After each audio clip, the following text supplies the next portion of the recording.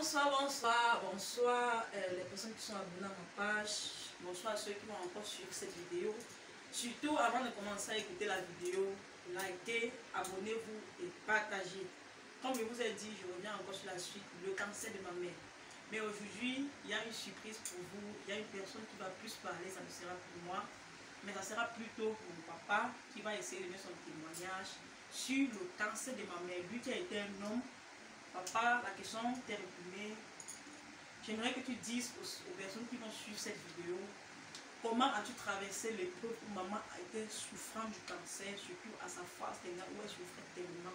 Et qu'est-ce que tu peux dire aux familles qui sont touchées par cette maladie?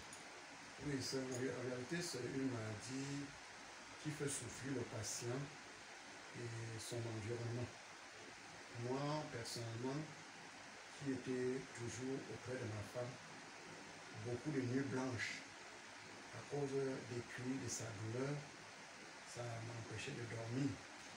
Et au quotidien, je devais toujours veiller pour l'assister, tant moralement, spirituellement et matériellement, parce que vu la gravité, vu la douleur, les personnes atteintes du cancer ont besoin de beaucoup plus d'assistance et d'attention.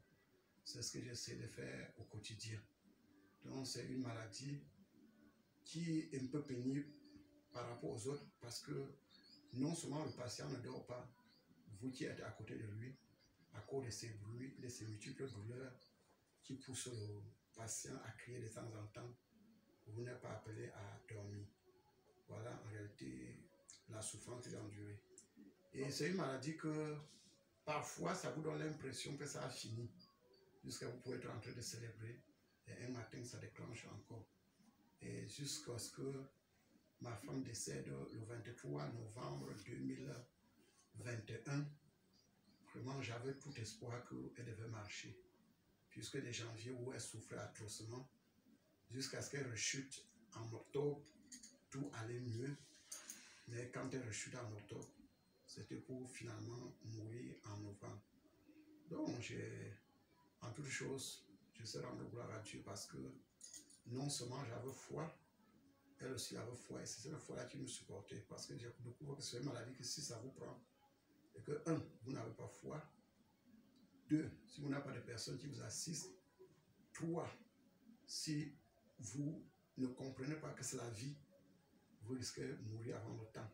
Et souvent, les gardes malades sont les plus exposés.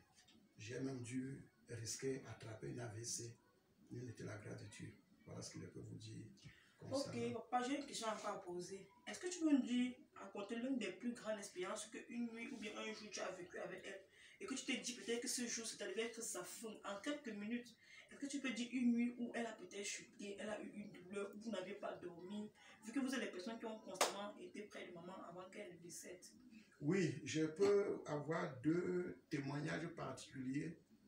Je me rappelle dans la nuit du 12 octobre 2020, mon épouse, dans la maladie, m'a dit, papa, on a fait beaucoup de projets, mais je sens que l'heure a sonné et elle m'a embrassé, c'était pour mourir. Je me suis mis à pleurer parce que quand elle a fait ça, elle se couchait, c'est la mort qui venait. Et pendant que je pleurais, les enfants sont sortis de la chambre, ont couru me demander que papa, c'est comment? J'ai dit que voilà votre maman qui est en train de mourir. Et à fur et à mesure que les enfants criaient, j'ai vu ma femme revenir en vie.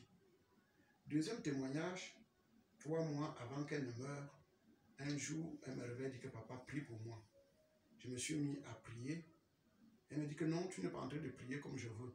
J'ai dit que mais tu voulais que je prie comment? Elle dit que non papa, je voulais que tu pries pour que j'aille. J'ai dit que non, cette prière me dépasse. Comment je peux, avec tout l'amour que j'ai pour toi, je peux prier que tu ailles? Et le lendemain, elle me dit, tu m'as fait quelque chose qui m'a trop énervé. J'ai dit, qu'est-ce que j'ai donc fait? Elle dit, vraiment, la prière qui a été demandée de me faire la nuit, tu n'as pas fait cela. Et ça fait que je me suis retrouvé quelque part devant une grande maison dans laquelle les gens étaient en train de louer Dieu. Je voulais absolument louer Dieu. Et il y avait 3 personnes qui me barraient d'entrer. Et parce que tu n'as pas voulu prier, que gens, ils se sont levés, ils ont pris le gourdin se sont mis à me chasser. J'ai tellement couru que là où je sens mal au genou. Et depuis lors, toutes les fois qu'elle avait les douleurs, elle disait toujours que ouais, si ce n'était pas toi, je ne serais plus dans ces douleurs. C'est là où j'ai compris que en réalité, le ciel est réel et vraiment un enfant de Dieu. Quand il a goûté, quand il a été devant la porte du ciel, toute son envie, ça c'est d'aller là. Et j'ai compris que par la maladie de ma femme, le ciel existe et je dois me préparer mieux pour un jour entrer aussi là-bas. D'accord, papa, merci beaucoup. Et j'espère que le témoignage de papa va vous aider pour les personnes qui traversent les mêmes conditions. Parce que vous avez dit, le but de la vidéo n'est pas d'assister les personnes, mais de montrer aux personnes qui ont les mêmes circonstances que c'est tout. Les gens le vivent, vous n'êtes pas les seuls. Et la seule force, c'est le Seigneur Jésus-Christ. Merci, surtout, likez la vidéo, abonnez-vous, partagez et au revoir pour cette vidéo.